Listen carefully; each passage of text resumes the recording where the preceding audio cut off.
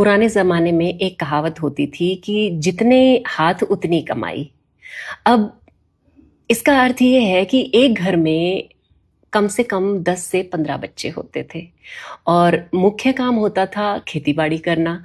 तो खेती-बाड़ी में तो जितने लोग होते हैं उतनी ही सरलता से उसको किया जा सकता है। लेकिन धीरे-धीरे लोगों ने रियलाइज़ किया कि भई इतना बड़ा परिवार पालना सरल नहीं है और एक नई कहावत भी बन गई कि बच्चे हों 4 सुखी हो परिवार।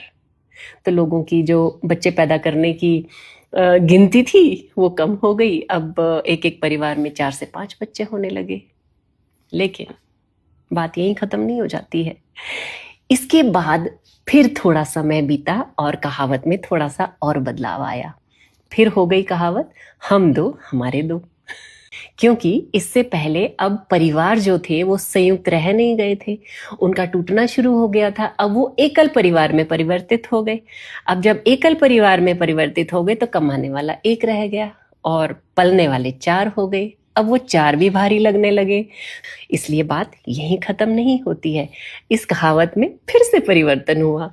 अब शेर का बच्चा एक ही अच्छा। समय ने फिर पलटी खाई, लेकिन आज जो दृश्य चल रहा है, जो समय चल रहा है, जो लोगों के मन में परिवर्तन चल रहा है, अब उनके माता पिता भी साथ नहीं रहते हैं, ना वो रखना चाहते हैं और बहुत से माता पिता साथ रहना भी नहीं चाहते हैं। तो अब वो एक बच्चा भी कौन पाले? बच्चा बहुत बड़ी जिम्मेदारी होता है और अगर बच्चे को पैदा किया जाता है तो बच्चे के संस्कार, पढ़ाई लिखाई, आचार व्यवहार, हर चीज के लिए कौन जिम्मेदार है? माता पिता। और माता पिता तो दोनों बाहर जाते हैं, उनके पास बच्चे को पालने के लिए समय ही नहीं है।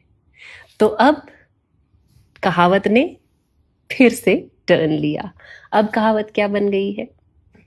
अब ना बच्चा चाहिए ना बच्ची चाहिए, हमको नींद अच्छी चाहिए।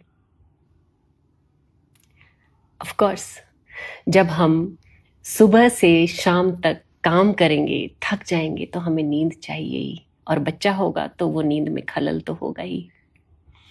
लेकिन ये एक बहुत ही चिंताजनक विषय है। अगर यही हाल रहा तो भविष्य में ना बच्चे दिखेंगे ना जवान दिखेंगे।